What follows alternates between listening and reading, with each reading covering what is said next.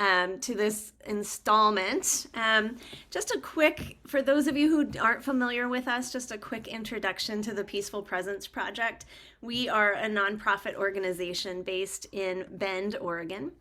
And we have a mission to reimagine the way that communities talk about, plan for, and experience serious illness and the end of life. And where our work is based on the Compassionate Communities model of care, which puts serious illness and end of life care really into the hands of communities, supported and in collaboration with medical and health systems. But a big part of Compassionate Communities is empowering individuals with knowledge and practical wisdom and skills. And part of that is advanced care planning. So again, as we said, as you all know, we're here celebrating National Healthcare Decisions Day. It's April 16th of every year, which traditionally is the day after tax day, to remind everyone that an advanced directive is a living, dynamic document and should be updated each year. National Healthcare Decisions Day is an initiative to encourage patients to express their wishes regarding healthcare. And it's also a day for facilities, for providers to respect those wishes, whatever they may be. Not to say that they only do it on this day, but that providers and advanced care planning facilitators really encourage people to look at these documents, and we encourage each other to have conversations with our patients and clients. So, why are we here today? And the fact is that 92% of us believe that it is important to write down our end of life wishes, and yet 32% have actually done so. Now, we have seen that those numbers have improved a little bit after COVID. A lot of people, mortality was brought more into the forefront, so those numbers are improving. But I think the message here is that we need to move these conversations out of being taboo. That we all need to just feel free and feel comfortable and find ways to have these conversations so that our family members, our friends, our healthcare providers know what our values are, what our goals are, what our preferences are for medical care. So what is advanced care planning? It's not just having an advanced directive. In terms of healthcare providers, advanced care planning is a process that supports adults at any age or stage of health in understanding and sharing their personal values, their life goals, and their preferences regarding future medical care. So you heard her talking about all of those things. The goal of advanced care planning is to help ensure that people receive medical care that is consistent with their values, goals, and preferences during serious and chronic illness. So this is kind of the working definition that has been accepted in healthcare, and it's the definition that we work with. And again, it's really about having a process of conversations, whether it's with your adult children or with your parents or with your friends or somebody who you choose to be a decision maker. I'm going to hand it over to Elizabeth to talk a little bit about the document, right? The Advanced Directive, which is a part of advanced care planning, but it's not all of it. But we are going to talk about that today. So Elizabeth, I will hand it to you. Thank you, Erin. And I think, I'm going to spotlight your video just so that people see you instead. There we go. great. So welcome everyone. Thanks for being here. So the goal, part of the goal of this time is just to walk all of us through the ins and outs of an advanced directive, starting with this really basic question to kick us off, which is, what is an advanced directive? In the simplest terms, it is a legal document in which a person, anyone 18 years of age or older, specifies what kind of medical care you would want if you were no longer able to make decisions for yourself because of an illness or incapacity. So what you're doing here is spelling out your decisions about end-of-life care ahead of time. And there's two core parts to the advanced directive, which we'll talk about here. One is the living will, which details your healthcare choices and preferences. And then the second part is the durable power of attorney for healthcare, which is where you name who you would prefer to act as your medical decision maker or healthcare representative. And then these core elements essentially what we document here empowers you to have a say in your healthcare, even if you're incapacitated, and allows you to identify a healthcare representative that you really trust to help ensure your wishes are being followed. So if you can go to the next slide, Erin. So this kind of goes back to what Erin was saying earlier, the question of when do I create an advanced directive? And we really like this particular visual because it helps to demonstrate that advanced care planning is not a static thing that we do once, but rather it's on this continuum of care and a continuum in a lot of ways. So you can see that on the left there's this progression from healthy to illness to end of life. And on the right there is it's detailing, really what's happening are ongoing conversations and documentation. So what we want to say with this visual is, when we're in our adult healthy phase, the ideal scenario is that at the very least, all of us have identified a healthcare representative. And then as you move down that spectrum, another, preference or thing you want to consider is what does it look like to actually complete the legal advanced directive? As you move down the continuum and get into sort of that potential phase of illness, whatever that looks like, that's really when these goals of care conversations might happen with medical care professionals, with your family, and potentially what you detailed in that upper kind of green and blue part, right? What you put in your advanced directive may start to shift in some way or another in this goals of care conversation. And then as you move down the triangle, there may be some point where a post, which Erin will get into in more detail, may be appropriate. And then there at the end, some additional end-of-life decision-making that might enter the picture. So hopefully this is a helpful visual, and we'll kind of come back to this through our what we detail here moving forward. So Erin, next slide, please. So why do I need an advance directive? Well, the most foundational point that we have here on the screen is really that an advance directive allows us to have a say in our healthcare by clearly communicating preferences around the types of treatment we would or would not want in a variety of different circumstances. It's a document where we can express a document and a process, really, where we can express what matters most to us. And like the opening definition highlighted, this is really the core of advanced care planning, being able to articulate what matters to us, what we value, what we define as quality of life, and then how this is reflected in our personal lives. And Erin's going to put in the link or the chat box a link to our YouTube page where we've gone through all of the different iterations of an advanced directive and have done actually our workshops. So on there, you can find a workshop called What Matters Most that helps you to kind of get in and do some more, deeper inquiries around this question of values, quality of life, what matters, etc. And then third, why do we need this? It ensures involvement of informed healthcare advocates, right? Deciding who speaks for you and what they know about your healthcare wishes. And just to say here, remember, if you do not have a healthcare representative appointed, the state defaults to legal protocol that really dictates the order of people who might be asked to step in and make decisions for you.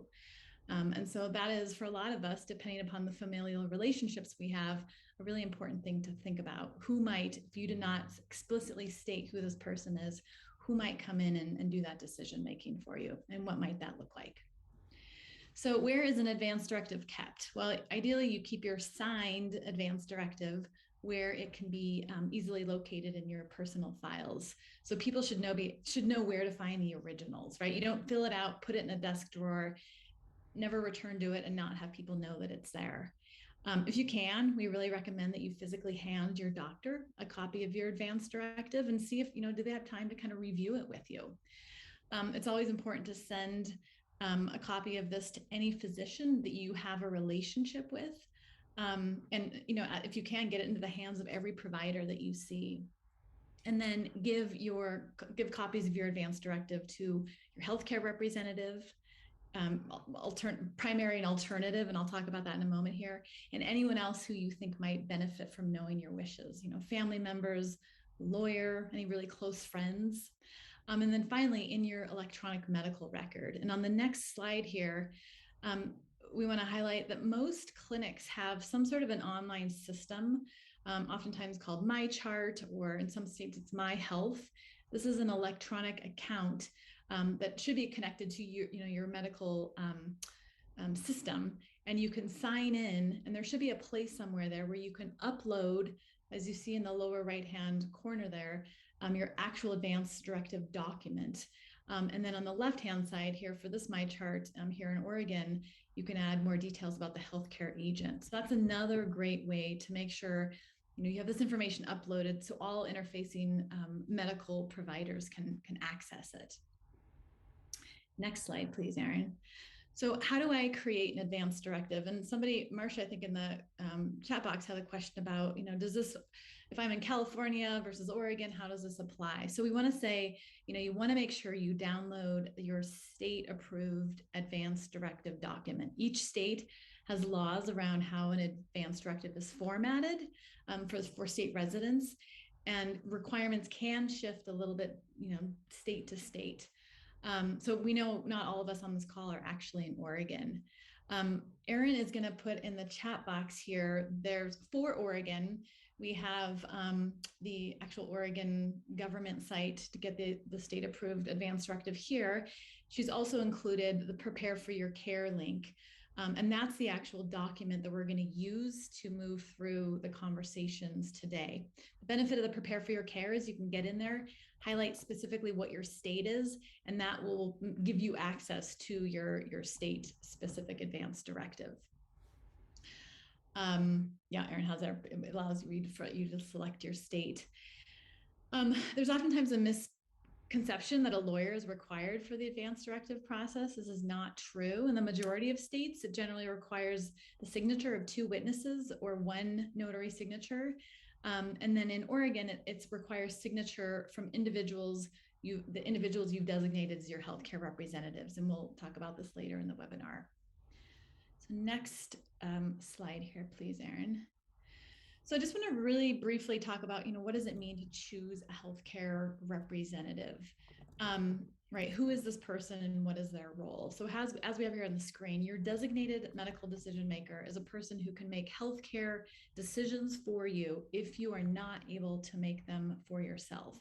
And again, I wanted to say here really clearly, this legal document only goes into effect if you are incapacitated and unable to speak for yourself. If you have highlighted, or designated a medical decision maker, a healthcare representative, and are conscious and able to make decisions, you are still in the decision maker seat. You still hold that power. And then also sometimes there's confusion. There's all of these, differing terms or language that oftentimes can vary state to state. So you can see here all of these things we have on the screen: medical decision maker, healthcare representative, medical surrogate, power of attorney for healthcare, healthcare proxy, all refer to that same role. The Prepare for Your Care document, I believe, uses healthcare representative, which is what we are using, or excuse me, I think it's medical decision maker. In the state of Oregon, it's healthcare representative. So oftentimes just helpful to highlight that. So what can this person do? What are they allowed to do? In designating this person as your healthcare representative, they can talk to and help choose doctors or other healthcare providers that might be involved in your care. They can consult your medical record and authorize, the release of those details when necessary. And they can make decisions about treatments, tests, any other procedures that might be necessary in your care. So this involves speaking with your healthcare team about your condition and then accepting or refusing medical treatments. Erin's going to walk us through the advanced directive document here in a moment. I want to note that a lot of advanced directives have a section where you can detail the level of control or decision-making power that you want to give your healthcare representative. And there's also oftentimes a space where you can write, additional notes to them about, this is really what matters to me, which is an important, element to feel like you retain the level of control that really matters to you. And then the final point I want to make here is just The discernment process around choosing a healthcare representative. Knowing that this is a really significant consideration, that there's a possibility that this person might be brought in to make some really timely and tough decisions for you around things like medical procedures, treatments, life support. Advanced directives cannot detail every possible scenario. And so there might be cases where they're stepping in and having to make some big decisions and doing some, filling in the blanks. And then, just knowing that the role of healthcare representative is not for everyone. I have named my sister as my medical decision maker or my healthcare representative over my partner because I feel like she would actually be able to really listen in and respond to what I specifically am stating that I want. It's typically recommended that you name one person as our primary healthcare representative and then designate one or two people as backups or alternatives. Just in case somebody's not available. And then some other considerations, just to spend some time with, can this person talk to you about your wishes, and can you trust them to follow your wishes and do what's best for you, even if the decisions they might be making are different than what they would do for themselves? Are they capable of making really quick and, like I said, oftentimes emotional decisions under stress? And are they unafraid to advocate on your behalf, right? Even again, if it goes against the convention or what others might want in the family or maybe in the community circle, right? They're not afraid to step up and really speak to doctors about your wishes. And then knowing, can they be there for you when you need them, right? Geographic considerations, or are they reachable by phone, right? Or are they a person in your world that are really difficult to get a hold of? So those are some things. And then again, just going back to the conversation piece, making sure once you have selected this person that you were really clear with them and the other people in your world that might need or benefit from, knowing who that person is, what the decision was about, and why that matters to you. So I'm going to pause there and send it back to Erin, who's going to do a review of some of the various directive documents, and then we'll get into the bulk of the actual advanced directive. Thank you, Elizabeth. So we mentioned, so we call this drafts and directives, but there are several forms that you might encounter in this advanced care planning process. And as we said, when we are in this healthy, a healthy and or maybe just mild illness kind of part of our life, or we're aging, the most appropriate document for us at that time is an advanced directive, sometimes called a living will. And in the center picture here is the Prepare for Your Care Advanced Healthcare Directive, which we'll be walking through today. And again, when you go to Prepare for Your Care, you select your state, and then the document that is populated, it's automatically populated with the requirements for your state. And on the right-hand side of the screen, where it says, you'll see kind of a more plain Jane, black and white, living will / advanced directive. And so if you go to your state's health authority, this is typically what the advanced directive will look like. So there's often the same information you would have in the Prepare for Your Care document. It's just more of a, kind of a standard issue document. And then I just want to touch on the POLST form, which is here on the left-hand side with the pink border. Many of you may be familiar with the POLST form. It used to be an all pink form, and now it's just got the pink border. But as Elizabeth was going through the continuum of advanced care planning and saying that once you have a serious or really a life-limiting terminal illness, maybe you are noticing that you are declining, or your loved one is declining. They might be of advanced age and quite frail. That is the time that a POLST form is appropriate. The advanced directive, as Elizabeth said, is a legal document which names a healthcare representative and defines in writing what your wishes for future healthcare would be. The POLST form is a medical order. It's a physician's order for life-sustaining treatment, or portable order. And why that's called a portable order for life-sustaining treatment is it has to be signed by your healthcare provider. and it travels with you. There's a registry, so once you've completed this with a physician, they will put it into the registry. There's a state by state registry, and there's a national pulsed registry, so it really does travel with you wherever you go. And it's where you make decisions to attempt or withdraw or withhold resuscitation efforts.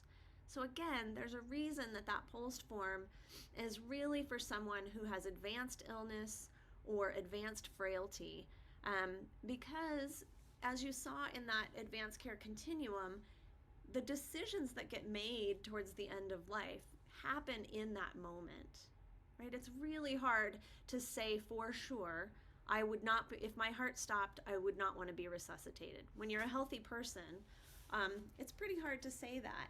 So that's why an advanced directive has all these different situations that help your healthcare representative and your healthcare team make those decisions for you.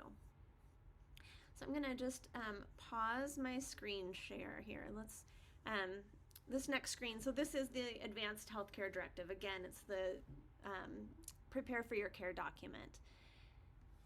So on that POLST form, I said that one of the choices you could make was full treatment. In the Advanced Care Directive, these are the choices that you will be making. Some of the things that you might be considering are tube feeding. Would you want tube feeding or not? Would you want to be on a ventilator or not? Would you want CPR or not? Would you want dialysis, blood products, IV fluids? Would you want comfort care only? And we'll talk about what that means. And then, recently with COVID-19, and the intensity of COVID-19 has come down a bit, but there are considerations to make around that as well. So as Elizabeth mentioned earlier, there's two aspects of advanced directives. Now, I know there are people here from states other than Oregon, and so you will see that you just need to look at your own state's advanced directive, because some states, and it's few, but some states do require a separate document naming that medical power of attorney. Most states now have it combined into one document so that all the information is in one place. And that would be the first step you would take, is who is that decision maker? And the second part of it is to make your healthcare choices. And then last, to sign the form. So we'll go through this. Again, this is just, I just want to reiterate here, it's a legal form, not a medical order. Elizabeth already covered the medical decision maker pretty well, about who you would choose, what will happen if you don't choose, and the types of things that your medical decision maker can choose for you. I want to briefly go through some of the life support treatments in the case that you might not quite know what it means. Your medical decision maker can can make decisions around CPR, cardiopulmonary resuscitation. This is restarting your heart if it stops. And what's important to know about CPR is that for a younger, healthy person who is seen having a cardiac arrest or a heart attack, if somebody sees them go down, immediate CPR is life-saving, and it can resuscitate and return someone back to a previous state of health. For someone who is older and frail or very ill, CPR can actually be detrimental, and it can be and the percentage is quite low of people who are frail and seriously ill who get CPR and are returned to a previous state of health. So that's a really good reason to be revisiting your choices and revisiting your advanced directive, revisiting conversations over time, because right now you might be quite healthy and say, yeah, if somebody sees me go down, I want them to do CPR. If I'm in the hospital and I'm really sick, well, maybe not. A ventilator, you may be much more familiar with ventilators now from COVID, but a machine, a tube is inserted into your throat, and you're connected to a machine that does the work of breathing for you. It can, when there's severe lung injury or severe lung illness, it can be life-saving and really helps your body do that work without as much effort. For someone who is older and frail, coming off the ventilator is not likely to return them to a previous state of health and can actually create more problems with their throat, with recurrent illness. So again, something to revisit. A different choice now when you're healthy as when you're really older and frail. Dialysis is a machine that cleans your blood if your kidneys stop working. Some people may say, I don't want that to happen. Again, it can be restorative in certain acute situations. And a feeding tube is a tube that is inserted either through your nose into your stomach or surgically to allow you to receive artificial nutrition in the case that you're unable to swallow. In an acute illness, it can be restorative for somebody, for example, somebody who has a brain injury and is unable to take in food or fluids. That can really help until they have their brain capacity back and can have that tube removed.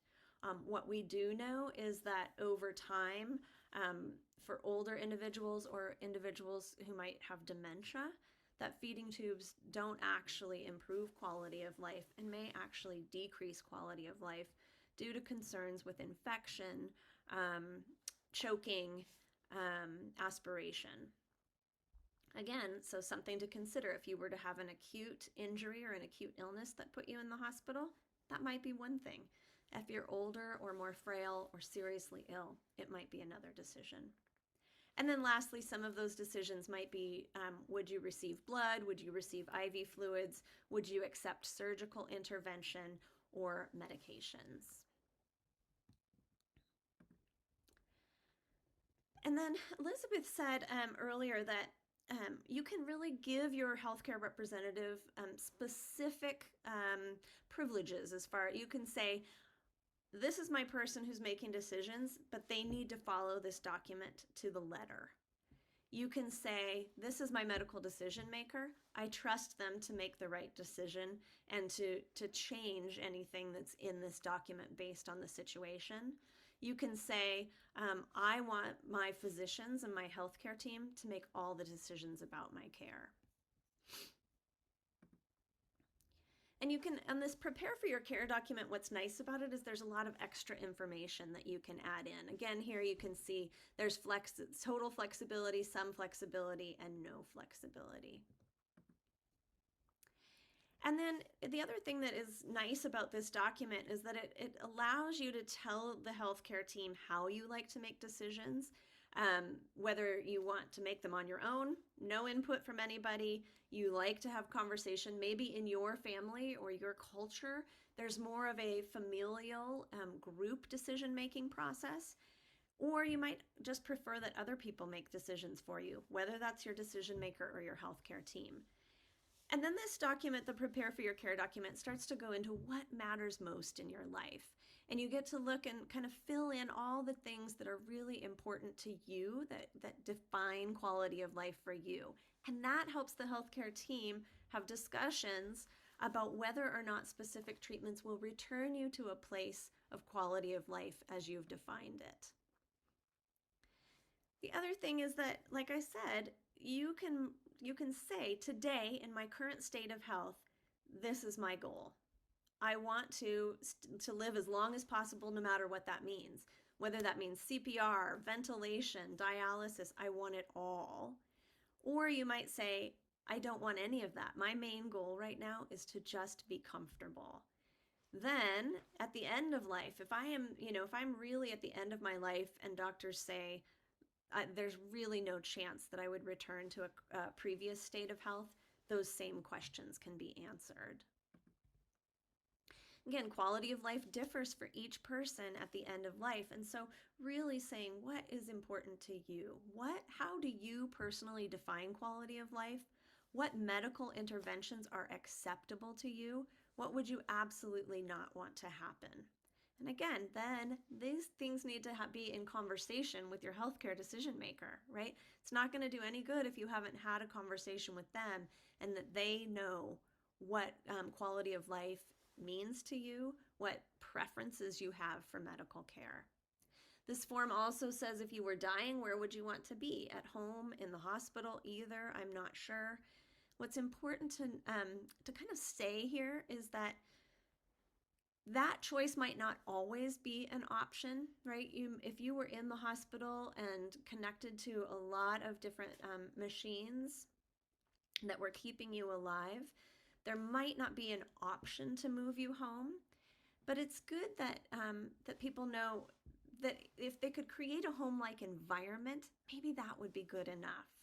You know, even though you prefer to die at home, you're not going to make it. So we create an environment in the hospital that feels more home-like. Again, this is really just talking about balancing quality of life with medical care and how people have different choices. And nobody is prescribing a specific choice as right or wrong, but really that what's important is documenting and talking about how you make those choices and what's important to you. And this page just talks about if you're so sick that you would die soon, what would you prefer? This form also has questions about organ donation and autopsy, and then also religious and spiritual wishes, which is really really great that's included in this form, because you can start to say what would be the best care for you emotionally and spiritually at the end of life. It also has a page here, anything else that you want your medical providers and medical decision makers to know about you. This could be a letter that just says, thank you for taking on this role. I know it's a really difficult role, and I want you to know that no matter how it turns out, you are appreciated, and that I know this was a big deal to you. It could be anything that you write here just as a message to these folks. And then the last thing, as we said, is signing the form. So you specifically need to sign the form to make it a legal document. And then typically it's either 2 witnesses or 1 notary who make the form officially legal. And they sign it here, and you are done. So that is the Advanced Directive document. I just want to summarize. Remember the graphic we had earlier about advanced care planning coming in a continuum. To reiterate, there's kind of 3 stages of advanced care planning. Right now, as a healthy adult, I'm making the assumption that you all are healthy adults. This is the time to create your advanced directive and name a healthcare decision maker. If you become diagnosed with a serious illness, or you're living with a serious illness right now, you might review and update your advanced directive, because there might be choices that are different if you have a serious illness. And then as that serious illness becomes life-limiting and you are very sick or very frail, again, maybe updating your advanced directive, and at that time consider doing a POLST form with your healthcare provider, with your primary care physician. And that form would then transfer with you. Whether it says that you do not want to be resuscitated or you do want to be resuscitated, that's when that POLST form is appropriate. And some final considerations. There's no perfect proxy or healthcare representative. There's no perfect piece of paper. But what's most important is conversations. Again, preferences might not always be possible. But if your person and your healthcare team know what quality of life means to you, know what your values and goals are, they will do their best to ensure your care is concordant with your wishes. Right? They're going to do the best they can, but giving some leeway and understanding that there might be cases when exactly what you've written isn't available, but we trust that we've chosen a decision maker who will do the best job that they can. And that all of this might not be about having a good death, but what if we thought about having a good enough death that was where our care was based on our values and our goals and our preferences?